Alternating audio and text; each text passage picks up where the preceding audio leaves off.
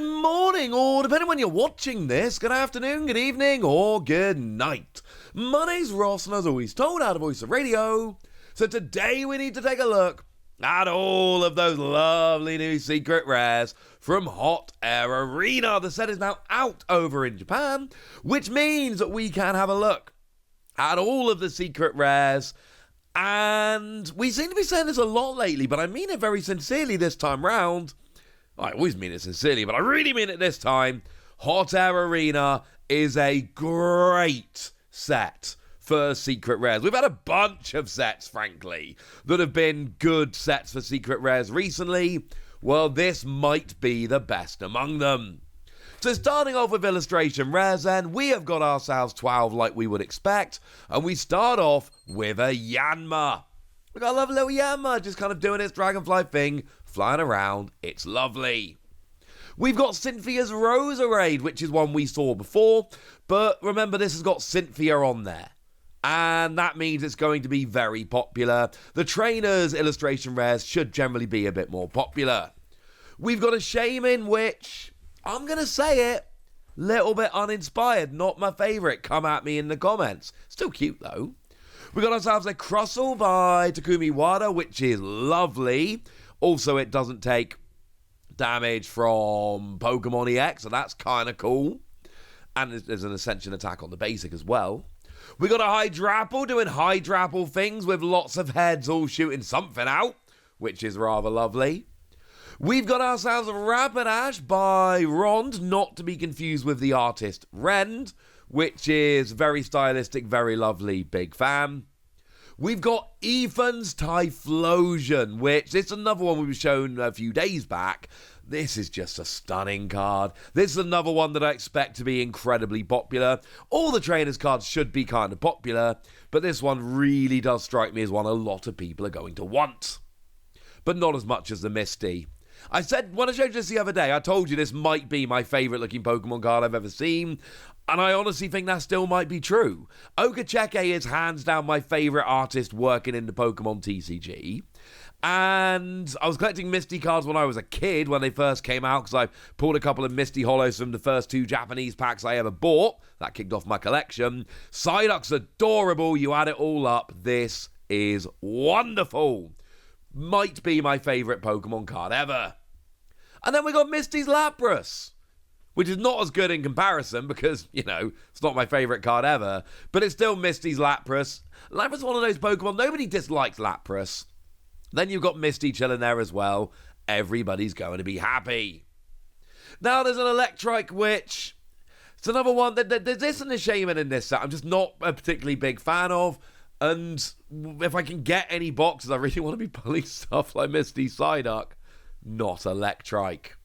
Now, the Rotom we saw before, it's by Kiyama, and it is just absolutely stunning. It's Rotom doing Rotom things, using about 50 different electronic appliances, because that's what Rotom does. And then we've got Arven's Greedent. It's just Greedent climbing on Arven trying to steal a sandwich, which... that's how I imagine Greedent would generally work. I figure if I had a sandwich, Greedent would be trying to climb over me to get it. This seems canonically very, very accurate. Lovely. So moving into EXs then, they've all got a full art, but they don't all have everything else. So if we start off, we go in order, we've got Yanmega here. Yanmega actually gets a special illustration rare. It's the only non-trainers Pokemon that does get a special illustration rare. Apologies to Dondozo and Electivire. And it's kind of lovely. Just skimming over water. Like, I would much prefer Dondozo got the special illustration rare personally, but you can't win them all. Also, as a side note, the Yanmega here, it's got that ability whereby when you flick it in the active, you get to attach free energy from the deck. And then when you attack, you get to move those free energy to other Pokemon. I think there's something cheeky going on with Yanmega, which could be really good. Keep your eye open on this one. Evans Ho-Oh obviously gets a special illustration rare and a full art. We saw this earlier. And it's kind of stunning, honestly. The special illustration rare is a ridiculous, phenomenal card. I don't think it's going to be the number 1 card in the set, but I do think it's going to be the number 2 card in the set. People love Ho-Oh. Plus, you've got that ability that allows you to attach fire energy from your hand to your other Ethan's Pokemon. I mean, this seems like one people are going to go a bit crazy for. Phenomenal card. Now, Dondozo, unfortunately, just sits there getting a full art and nothing else, which makes me a little bit sad. I like Dondozo.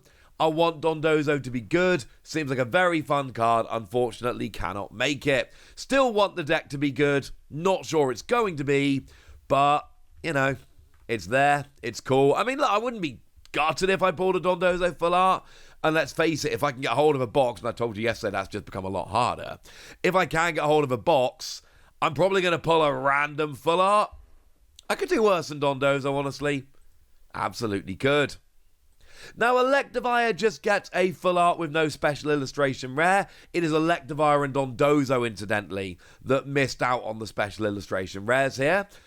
Feel free to be sad about that, but it doesn't really matter. That's where we are.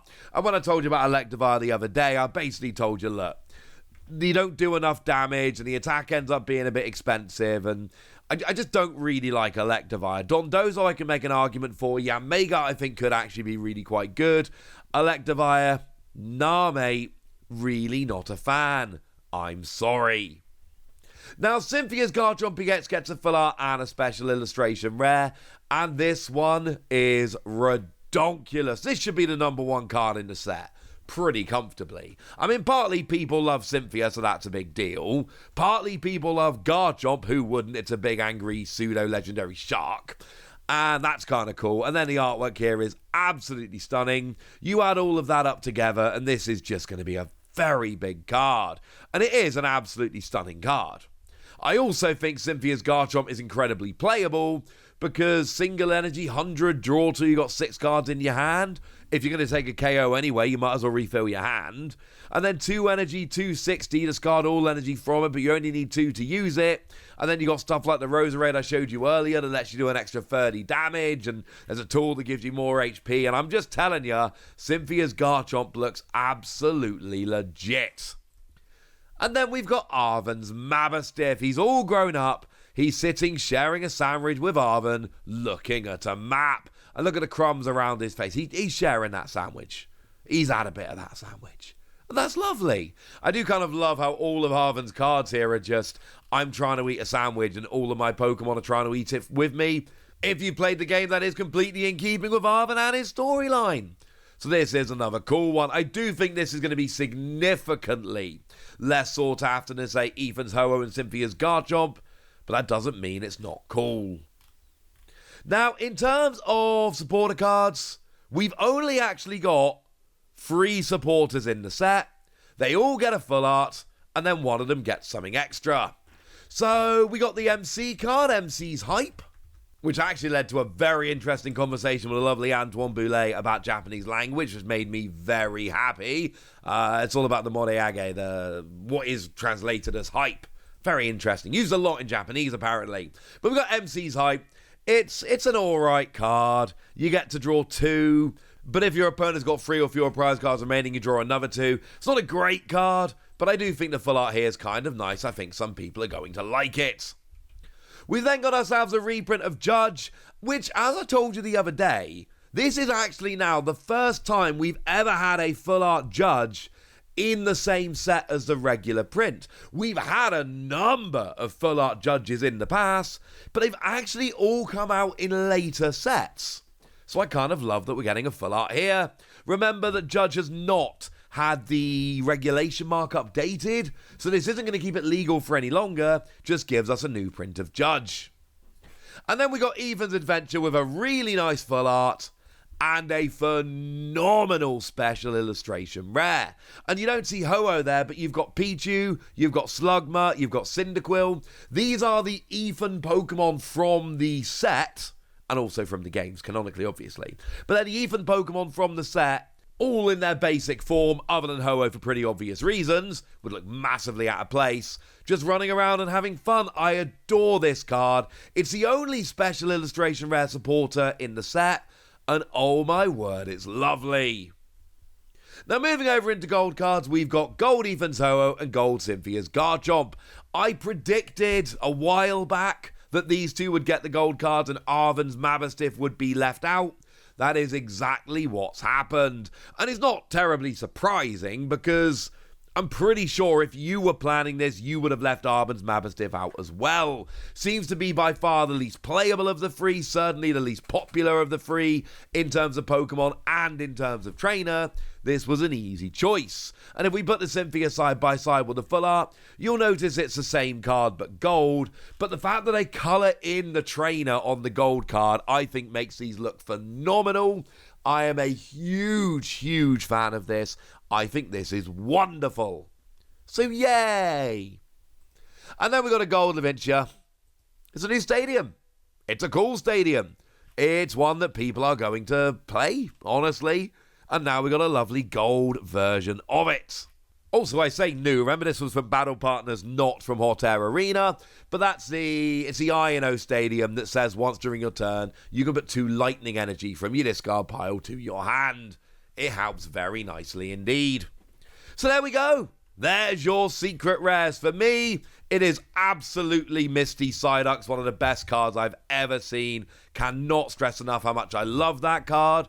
But I also really like Cynthia's Garchomp, and that Ethan's Adventure is beautiful as well. Will I be lucky enough to pull either of those cards? Probably not, honestly. And I'm alright with it.